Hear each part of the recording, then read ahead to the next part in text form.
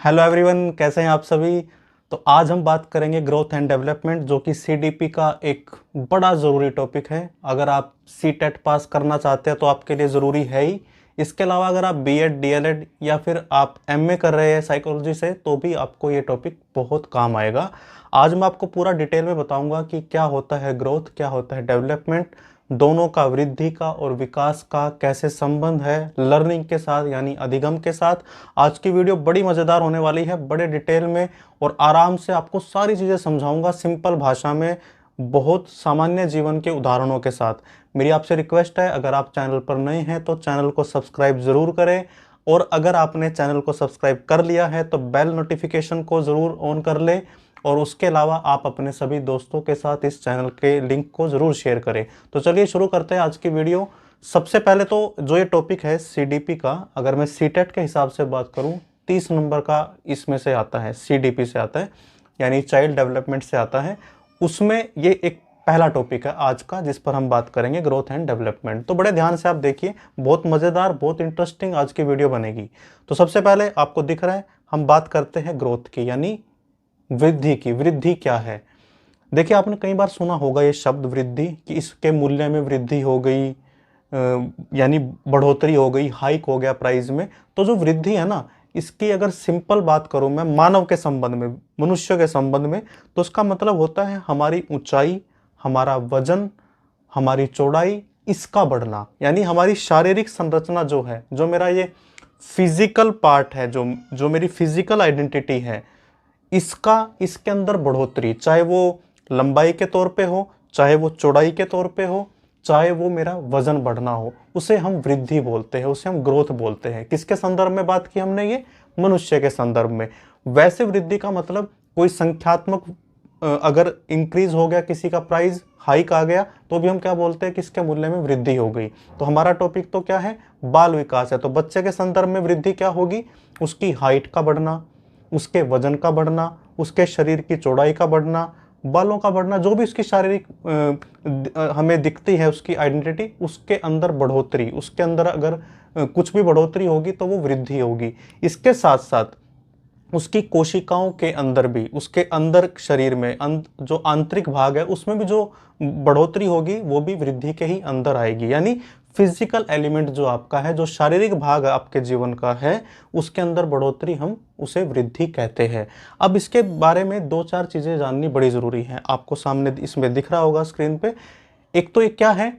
ये आपकी संरचना में, शारीरिक संरचना में परिवर्तन कर देती है। जाहिर सी बात है, अगर जब हम छोटे होते हैं तो हमारे शरीर के अंग, हमारी हाइट सब छोटी होती है, फिर वृद्धि होती है तो हम बढ़ते हैं, हमारी लंबाई बढ़ती है, हमारा वजन बढ़ता है, हमारे शरीर की चौड़ाई बढ़ती है, तो हमारी जो शारीरिक संरचना थी उसमें भी परिवर्तन आता है। और मैं आपको एक सजेशन दूंगा, कभी भी कोई भी टॉपिक अगर आपको समझना है ना, तो उसे रियल लाइफ से समझिए। आपको अगर ग्रोथ एंड डेवलपमेंट भी समझना है तो इस वीडियो के साथ साथ आप अपने आसपास के बच्चों को देखिए, ऑब्जर्व कीजिए। आपके घर में, परिवार में, पड़ोस में छोटे छोटे बच्चे हैं ना, उनको देखिए किस तरह उनकी वृद्धि हो रही है, किस तरह ग्रोथ हो रही है। तो ये वृद्धि क्या होगी? शारीरिक संरचना में परिवर्तन होगा। अब इसके बारे में जो दूसरा पॉइंट है कि यह मात्रात्मक होती है, यानी इसको हम क्वांटिटी में नाप सकते हैं।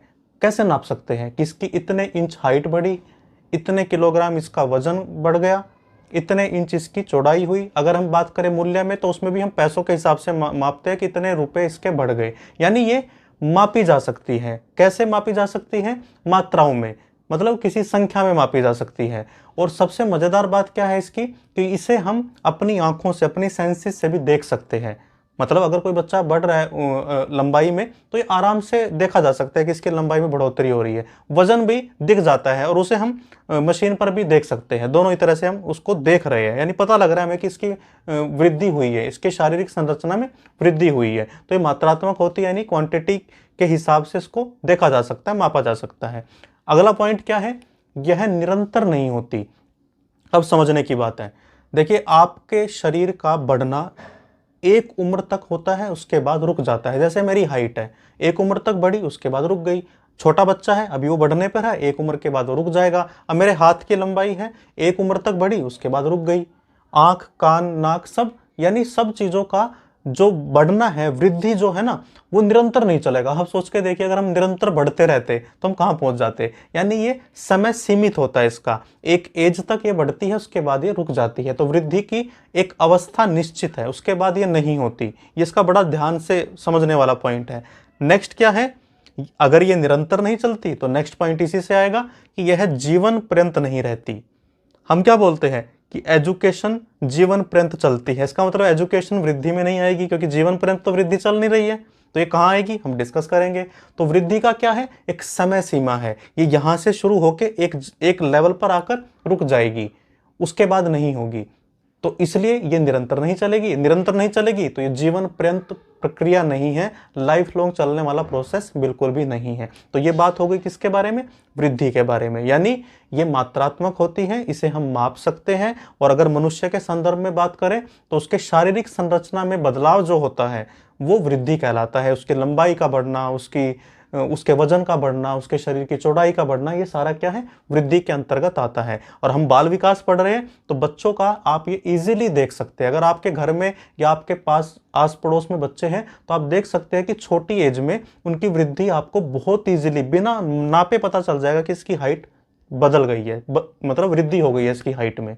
चलिए अब आगे समझते हैं डेवलपमेंट यानी विकास। अब विकास क्या है, विकास क्या है, छोटी छोटी कई अभिवृद्धियों का मिश्रण। मतलब छोटी छोटी कई अभिवृद्धियां होंगी हमारे शरीर में, हमारे मन में, हमारे भावनाओं में, उनका मिश्रण, अभिवृद्धियों का मिश्रण विकास है। अब इस पर आप इस डेफिनेशन को पढ़िए कि व्यक्ति में होने वाले सभी परिवर्तन वो इसकी कैटेगरी में आ जाएंगे। पहले वाले में क्या आ रहा था, सिर्फ शारीरिक परिवर्तन आ रहे थे, और इसमें क्या आ रहा है, सब कुछ आ रहा है। शारीरिक भी, मानसिक भी, सामाजिक भी, नैतिक भी, भावनात्मक भी, सारे परिवर्तन जो हुए हैं वो किस में आएंगे, विकास में आएंगे। वृद्धि में क्या है, आएगा सिर्फ शारीरिक संरचना में परिवर्तन आएगा, और इसके अंतर्गत क्या आएगा, सभी छोटी छोटी अभिवृद्धियों का मिश्रण, ये है विकास। यानी विकास हुआ बड़ा और वृद्धि हुआ उसका एक छोटा सा पार्ट। तो ये भी कई बार सवाल बनता है कि विकास में वृद्धि निहित है, छुपी है, या वृद्धि में विकास। तो सही क्या है, विकास के अंदर वृद्धि है। तो इसका अगला पॉइंट देखिए क्या है, मात्रात्मक भी है, गुणात्मक भी है। यानी क्वांटिटी और क्वालिटी दोनों में इंप्रूवमेंट है ये। अगर आप बात कर रहे हैं कि वृद्धि भी इसमें इंक्लूड है तो इसकी वजह से ये क्या हो गया, मात्रात्मक भी हो गया। और अगर हम कह रहे हैं कि ये सिर्फ शारीरिक वृद्धि तक सीमित नहीं है, इसके अलावा ये हमारे बाकी चीजों की भी बात कर रहा है, यानी ये मानसिक विकास की भी बात हो रही है, यहाँ पे संवेगात्मक विकास की बात हो रही है, बौद्धिक भी, सामाजिक भी, तो गुणात्मक हो गया। यानी मैं किसी को ये तो नहीं कह सकता ना कि आपका सामाजिक विकास 200 ग्राम बढ़ गया, नहीं, वो एक गुण है, गुणात्मक है, क्वालिटी है, वो उसको मैं संख्या में नहीं नाप सकता। तो इसीलिए ये दोनों है, गुणात्मक भी है और मात्रात्मक भी है। पहले वाली वृद्धि सिर्फ क्या थी, मात्रात्मक थी। तो दूसरा पॉइंट क्लियर हो गया अपना। उसके बाद वो निरंतर नहीं थी तो जीवन पर्यंत नहीं थी, अब ये निरंतर है, ये जीवन पर्यंत चलेगा। यानी कोई भी ऐसी एज नहीं है जिसमें जाकर आपको कोई ये बोल दे कि भाई आज के बाद तुम नहीं सीख सकते, आज के बाद तुम्हारा कोई भी बौद्धिक विकास नहीं हो सकता या कोई मानसिक विकास नहीं हो सकता, ऐसा तो कुछ नहीं है। हाँ, शारीरिक संरचना में एक उम्र के बाद अपनी वृद्धि बंद हो सकती है, लेकिन जो बाकी डोमेन हमारे बचे हैं उनमें हमारा विकास जीवन पर्यंत तक चलता रहता है, हमेशा चलता रहेगा। अब आप समझिए, आज हम जिस भी उम्र में बैठे हैं, आज से 5 साल बाद हमारा मानसिक तौर पर विकास होना चाहिए, हमारा सामाजिक तौर पर विकास होना चाहिए, और ये पॉसिबल है, ये बिल्कुल हो सकता है। अब ये कई रिसर्च में भी साबित हुआ है कि कोई भी एक ऐसी उम्र नहीं है कि जिसके बाद आप सीख ना पाओ। पहले ऐसा बोलते थे कि एक एज के बाद नई चीज़ें नहीं सीख सकते, लेकिन आज न्यूरो साइंस में बहुत सी ऐसी रिसर्च आपको मिलेगी जिसमें बताया गया है कि ऐसा कुछ नहीं है, आप जब चाहे तब कुछ सीख सकते हैं। तो यानी ये जीवन पर्यंत तक चलेगा। और लास्ट पॉइंट मैंने आपको बता ही दिया था, वृद्धि विकास का ही एक भाग है। ये वृद्धि जो थी ना शारीरिक संरचना वाली, ये इस विकास का ही एक छोटा सा भाग है। तो ये हो गया इनका कॉन्सेप्ट। बिल्कुल, वृद्धि क्या है, विकास क्या है, हमने अच्छे से डिस्कस कर लिया। अब हम देखते हैं, क्योंकि अब अगर मैं बात करूं एजुकेशन की या जो हम बात करें लर्निंग की, उसमें हमें डेवलपमेंट यानी विकास के बारे में बातें करनी है ज़्यादा। तो पहले हम देखते हैं टाइप्स ऑफ डेवलपमेंट क्या है, विकास कितने प्रकार का होता है। तो सबसे पहला आपको दिख रहा है शारीरिक विकास। शारीरिक विकास आपको पता ही लग गया कि शरीर में बढ़ोतरी होना, शरीर के हमारे मांसपेशियां मजबूत होना, ये सारा हमारा शारीरिक विकास में आता है। दूसरा है संवेगात्मक विकास, इमोशनल डेवलपमेंट, यानी आप देखिए, छोटा बच्चा जब होता है, आप छोटे बच्चे का एग्जाम्पल लीजिए, क्योंकि हम बाल विकास समझ रहे हैं, वहीं से हमें सबसे ज़्यादा अच्छे से समझ में आएगा। छोटे बच्चा जो है वो जल्दी गुस्सा जल्दी मान जाता है, एकदम से रो देता है। कोई चीज़ उसे नहीं मिली तो एकदम से रो देगा, वो एकदम से कुछ मिल गया बहुत तेज तेज हंसेगा, एकदम से किसी को मार भी देगा, एकदम से किसी के साथ अटैच भी हो जाएगा। तो अभी उसके इमोशनली वो कम इंटेलिजेंट है, लेकिन धीरे धीरे धीरे उसका क्या होगा, इमोशनली उसके डेवलपमेंट होगा, वो इंटेलिजेंट बनेगा इमोशंस के मामले में। तो ये कौन किस टाइप का हो गया, ये हमारा संवेगात्मक विकास होता है। यानी हम इमोशंस में भी दिन प्रतिदिन प्रगति करते हैं, नया नया सीखते रहते हैं कि कैसे मुझे, अब वो समझता है कि अच्छा मुझे सबके सामने ये नहीं करना, मुझे इसको गुस्सा नहीं दिखाना, मुझे सबके सामने ऐसे प्यार नहीं दिखाना, मुझे एकदम से रोना नहीं है। शुरू में आप देखिए बच्चा रोने में शर्माता नहीं है, धीरे धीरे हम उसे बताते हैं कि अरे तुम रोओगे तो ये क्या बोलेंगे, तुम्हारे दोस्त क्या बोलेंगे, ये हमारे घर पे आया रिलेटिव ये क्या बोलेगा कि तुम रो रहे हो। तो फिर वो समझता है कि अच्छा यहाँ पे मुझे अपने संवेगों को मैनेज करना है, संतुलन बनाना है। तो इसका कौन सा विकास हुआ, संवेगात्मक विकास हो गया। उसके बाद वो क्या करता है, वो नैतिक विकास करता है। अब नैतिक विकास यानी उसे पता लगता है कि समाज के सदस्य के तौर पर उसकी क्या क्या नैतिक जिम्मेदारियां बनती हैं। छोटे बच्चे को नहीं पता, बाद में हम उसे सिखाते हैं कि ईमानदारी क्या होती है, सच बोलना क्या होता है, आपके मूल्य क्या है इस समाज के हिसाब से। तो ये सारी चीज़ें सीखना उसका किस में आएगा, नैतिक विकास में आएगा। उसके अलावा भाषाई विकास।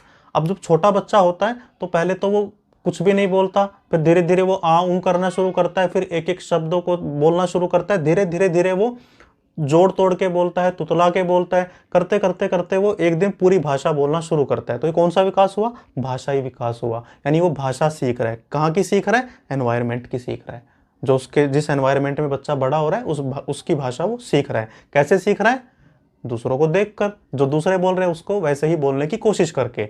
उसके बाद मानसिक विकास। मानसिक विकास क्या है कि उसे समझ में आता है कि मेरा जो विचार था, जो मैं सोच रहा था, ये कितना रियलिटी में हो सकता है, कितना नहीं। छोटा बच्चा क्या है, कुछ भी सोचता है कि मैं ऐसे कर दूंगा, मैं उड़ जाऊंगा। कोई भी उसने कार्टून देख लिया, वो समझता है ये सच में होता है ऐसा, लेकिन धीरे धीरे उसको पता लगता है कि नहीं, ये सिर्फ उसमें दिखाया गया है, ऐसा रियलिटी में नहीं होता। यानी हमारा जो मानसिक विकास है ना, ये किस तरह हो रहा है, पहले अनकॉन्शियस, सबकॉन्शियस, फिर कॉन्शियस। यानी पहले उसको कुछ भी नहीं समझ में आ रहा था, फिर उसे जो समझ में आया वो भावनाओं के साथ ले रहा था सारी चीज़ों को, फिर वो उस पर तर्क लगाने लग गया कि ऐसा पॉसिबल है कि नहीं पॉसिबल है। तो ये कौन सा, मानसिक विकास हो गया।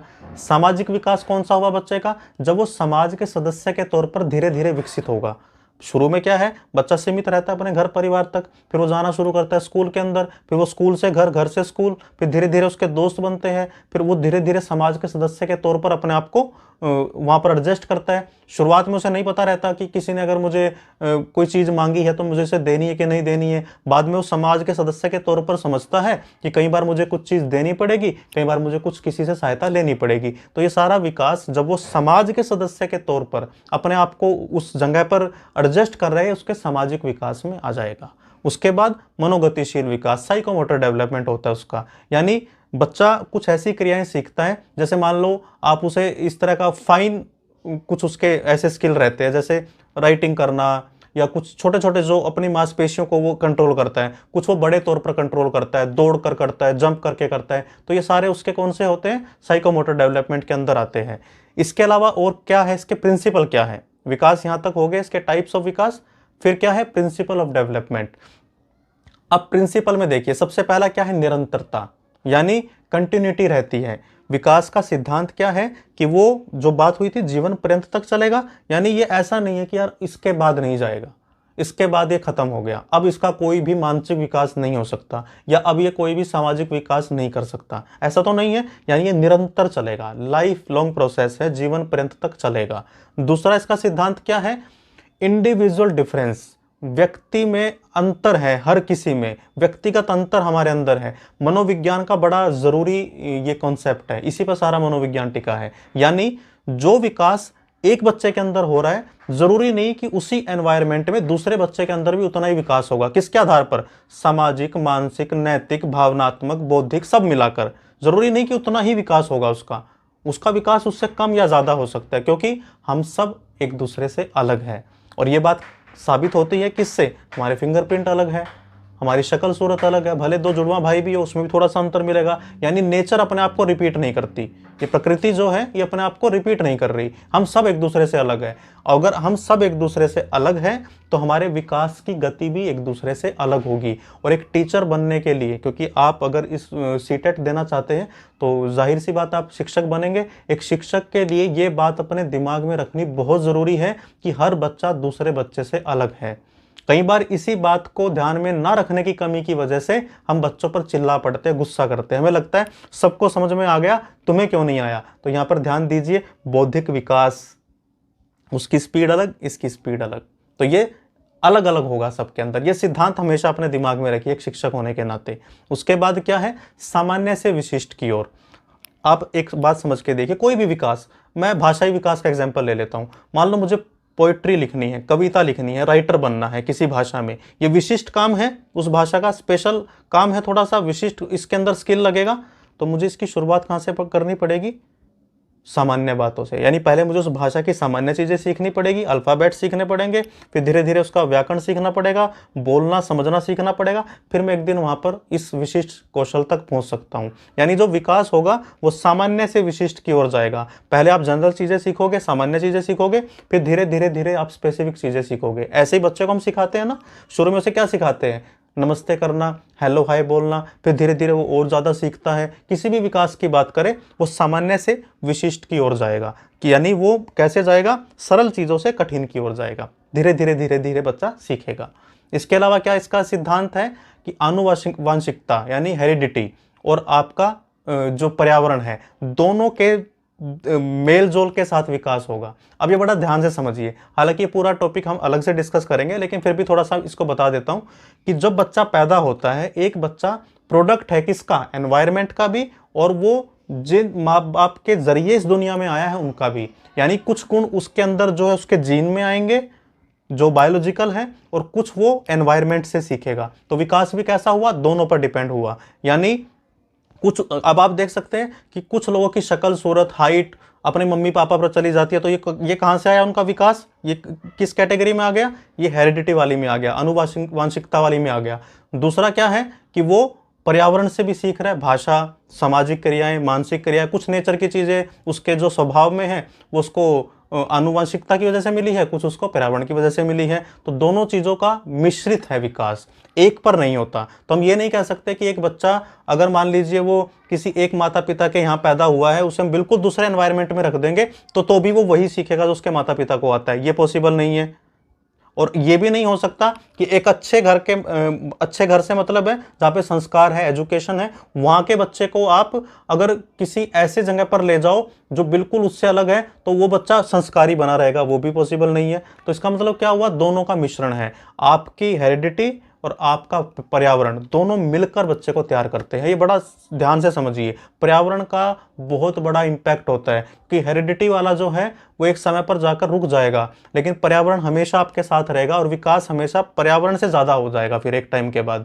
अब आप जो भी है ना, आप प्रोडक्ट किसके हैं, एनवायरनमेंट के ज़्यादा और हेरिडिटी के कम। हेरिडिटी का तो आपके ऊपर प्रभाव क्या होगा, आपके शारीरिक संरचना पे हो गया, आपकी कुछ आदतें, कुछ आपकी मनोवृत्तियों पे हो गया, लेकिन जो बाकी आदतें आपने विकसित की हैं उनमें ज़्यादा प्रभाव मिलेगा आपके एनवायरनमेंट का। चलिए जी, यहाँ तक हमें समझ में आ गया। अब इसका जो लास्ट है वो है स्टेजेस, कि कितनी स्टेज रहती हैं हमारे विकास की, कौन कौन सी स्टेज पर होता है। तो पहला आप देख रहे हैं ये जन्म से पहले की अवस्था है, बच्चा जब गर्भ में और पैदा होने तक के बीच में जब है तब उसके अंदर विकास हो रहा है। अब ये विकास किस तरह का हो रहा है, ज़्यादातर ये शारीरिक हो रहा है, मानसिक भी हो रहा है, ज़्यादातर ये शारीरिक विकास बच्चे का चल रहा है। आपने अभिमन्यु का एग्जाम्पल सुना होगा, अभिमन्यु ने चक्रव्यूह को तोड़ना जितना उसे आया था वो माँ के गर्भ में ही सीखा था। अब आप इसे कथा कहानी की तरह मत लीजिए, ये रिसर्च बताती है कि जब बच्चा अपनी माँ के गर्भ में होता है, पेट में होता है, तो एनवायरनमेंट में जो साउंड या जिस तरह की चीज़ें चल रही है वो उन्हें ग्रहण करता है। तो इसका मतलब उसके ये भी रिसर्च हुई है कि उस तरह के साउंड अगर बच्चे के पैदा होने के बाद बजाए जाए तो बच्चा उनसे फैमिलियर फील करता है, क्योंकि उसे लगता है कि मैंने सुना हुआ है ये सारा। तो इसलिए बच्चे का उस टाइम पर भी विकास हो रहा है जब वो गर्भ के अंदर है। पहले वो गर्भ में शारीरिक विकास भी हो रहा है और फिर कुछ समय के बाद उसका धीरे धीरे वो इन चीज़ों को भी ग्रहण करना शुरू करता है। नेक्स्ट क्या है, शैशव अवस्था। यानी जब बच्चा 0 से 2 साल तक के बीच में है। अब इस उम्र को बड़े ध्यान से समझिए, ये वो एज है जिसमें बच्चा दूसरों को अनुकरण करने के लिए बड़ा तैयार रहता है। किसी ने कुछ किया तुरंत बच्चा करना चाहता है। तो ये बड़ा बढ़िया समय होता है बच्चे को कोई भाषा सिखाने के लिए, क्योंकि जो आप बोलोगे बच्चा बोलने की कोशिश करेगा। तो इस एज में बच्चे का ना तो कॉन्शियस माइंड डेवलप हुआ है, ना सबकॉन्शियस हुआ है, अनकॉन्शियस माइंड से ऑपरेट कर रहा है। यानी उसे जो आप बोलोगे उसकी मिमिक्री कर देगा, वो ज्यादा सोचेगा समझेगा नहीं, बस उसको वैसा ही बोल देगा। ना तो उसे ये पता है कि ये गाली है, ना उसे ये पता है कि ये अभिवादन है। तो उसे जो भी सिखाया जाएगा बड़ी जल्दबाजी में इस समय में बच्चा ग्रहण करने की जल्दी करेगा, और इस अवस्था में उसका शारीरिक विकास भी फास्ट होगा, तेज होगा, क्योंकि ये एज आपकी 0 से 2 की जो एज है वो शारीरिक संरचना में भी जल्दी से वृद्धि करती है। और आपका जो बाकी डोमेन है, यानी भाषा सीखने की जो बात हो गई, बच्चों को आप चलने के तरीके हो गए, कपड़े पहनने का तरीका देखता है बच्चा और उसे कॉपी करने की कोशिश करता है। उसके बाद अर्ली चाइल्डहुड की जो एज है, बाल्यावस्था, इसे 2 भाग में बांट रखा है, ये पूर्व बाल्यावस्था, उत्तर बाल्यावस्था। तो इसकी एज 3 से 8, कुछ विद्वान 3 से 6 मानते हैं, कुछ 3 से 7 मानते हैं, 3 से 8 मानते हैं। तो सेफ साइड के लिए हम इसे 3 से 8 में डिस्कस करते हैं। अब ये वो एज है जिसमें बच्चा जो पहले क्या कर रहा था, कुछ भी बोलो उसे तुरंत मिमिक्री करने की आदत पड़ गई थी, तुरंत उसे अवलोकन किया और उसका अनुकरण किया, उसी तरह करने की कोशिश की। यहाँ पर वो वाली जो उसकी बात थी वो थोड़ी सी धीमी पड़ जाएगी। यहाँ पर वो क्या हो जाएगा, थोड़ा सा चीज़ों को जो भी उसके दिमाग में गया है 2 साल तक, उन्हें अपने अंदर अंदर ज़्यादा रखने की कोशिश करेगा, यानी अपनी ही दुनिया में रहने की कोशिश करने लगता है बच्चा इस एज में आके। उसके बाद वो आता है 9 से 11 में। अब यहाँ पर आने के बाद बच्चे के अंदर जो सबसे ज़्यादा इच्छा जागृत होती है वो होती है कि मैं दोस्त बनाऊँ, और मैं भी बोल पाऊँ कि देखो एक मेरा दोस्त वहाँ रहता है, एक मेरा दोस्त वहाँ रहता है, मेरे एक दोस्त ने ये किया, मेरे एक दोस्त वहाँ मिला, मैं अपने दोस्त से मिलने जाऊँगा। तो ये वो वाली एज आती है। थोड़ा सा बच्चा, अब देखिए दिमाग के हिसाब से समझे तो यहाँ पर उसका सबकॉन्शियस माइंड का टाइम आ गया। कौन सी एज में, जब वो 2 साल के आगे गया। ये 3-4 साल से लेके 10-12 साल तक के बीच में जो सबकॉन्शियस माइंड है वो आपका विकसित होना शुरू होता है। तो सबकॉन्शियस माइंड कैसा है, इमोशंस वाला है। तो यहाँ पर उसके इमोशंस, उसको ज़्यादा अपने इमोशंस के साथ जुड़ने की वो कोशिश करता है। उसके बाद आती है आपकी किशोरावस्था, इसे बोला गया है आंधी तूफान की अवस्था। ये वो अवस्था है 12 से 18 वाली, जिसमें बच्चा सबसे पहले तो क्या करेगा, हीरो वर्शिप करेगा। हीरो वर्शिप क्या होती है कि वो किसी एक आदमी को पकड़ लेगा अपने दिमाग में, चाहे वो कोई टीचर हो, उसके पेरेंट्स में से कोई हो सकता है, उसका कोई सीनियर हो सकता है, दोस्त हो सकता है, क्रिकेटर हो सकता है, कोई फिल्म स्टार हो सकता है, जिसके जैसा बनने की कोशिश करेगा वो। उसे लगेगा यार ये दुनिया में सबसे बढ़िया इंसान है, और वो उसको बिल्कुल अंधा होकर फॉलो करना शुरू कर देगा। इसीलिए इसे आंधी तूफान की अवस्था बोलते हैं। इसमें बच्चे की जो हैबिट है ना, वो उसको क्या डेवलप होगी, वो एडजस्ट नहीं कर पाएगा बहुत जल्दी से, क्योंकि इसी एज में आपकी शारीरिक संरचना भी चेंज हो रही है बहुत जल्दी से, और इसकी वजह से उसका जो आकर्षण है, अटैचमेंट है, वो अपोजिट जेंडर की तरफ ज़्यादा जाएगा। इसीलिए आप देखिए इस एज में बच्चों को क्रश होना, किसी से एक तरफा प्यार हो जाना, किसी के ख्यालों में खोए रहना, वो ज़्यादा आ जाता है, क्योंकि इस टाइम पर उसके शरीर के अंदर भी बदलाव हो रहे हैं और उसके मनोवेग, उसके इमोशंस के अंदर भी बदलाव हो रहे हैं। तो ये वो एज है जहाँ पर उसे सबसे ज़्यादा सपोर्ट चाहिए, अपने माता पिता का भी और अपने शिक्षक का भी। और दुर्भाग्य से यही वो एज है जिसमें हम बच्चे को सबसे ज़्यादा डांटते हैं। और यहाँ पर आपको बच्चे को बिल्कुल डांटने की ज़रूरत नहीं है, यहाँ पर उसे समझने की ज़रूरत है, ना कि समझाने की ज़रूरत है। क्योंकि इस एज में बच्चा ये चाहता है कि कोई उसे सुने, ना कि उसे सुनाए। तो ये बड़े ध्यान से समझने की चीज़ें हैं। और इस एज में बच्चे के अंदर क्या आ गया, क्रिटिकल थिंकिंग भी आ गई। यानी वो हर चीज़ को ना अपनी नज़र से देख रहा है। तुम ऐसा करते हो तो ज़रूरी थोड़ी ना कि मैं भी ऐसा ही करूँगा, मैं इसे अलग तरीके से करके दिखाऊंगा। उसे अटेंशन चाहिए इस एज में। तो इन्हीं बातों को ध्यान में रख के आपको उनको समझाना है और उनके साथ एक टीचिंग लर्निंग का एनवायरनमेंट तैयार करना है। तो ये हमारा हुआ स्टेजेस ऑफ डेवलपमेंट। तो इतना ही रखेंगे आज के लिए, बाकी इसके बाद का नेक्स्ट टॉपिक नेक्स्ट वीडियो में डिस्कस करेंगे। मैं उम्मीद करता हूं कि आज की वीडियो आपको पसंद आई होगी, और मैं जितना मुझे पता था मैं आपको समझा पाया इसको अच्छे से। और आप अगर चैनल पर नए हैं और अब तक सब्सक्राइब नहीं किया तो प्लीज़ चैनल को सब्सक्राइब कर लीजिए, क्योंकि एक वीडियो को बनाने में हमारी भी मेहनत लगती है, और उसका गिफ्ट आपकी तरफ से यही है कि आप वीडियो को शेयर करें, लाइक करें, कमेंट करके बताएं अगर आपका कोई भी सवाल है। टेलीग्राम ग्रुप से जुड़ने के लिए मैं लिंक डाल दूंगा, आप उसके ज़रिए हमारे टेलीग्राम चैनल पर आ सकते हैं, जहां आपको PDF मिल जाएगा जो भी मैंने आपको पढ़ाया आज इस सब का।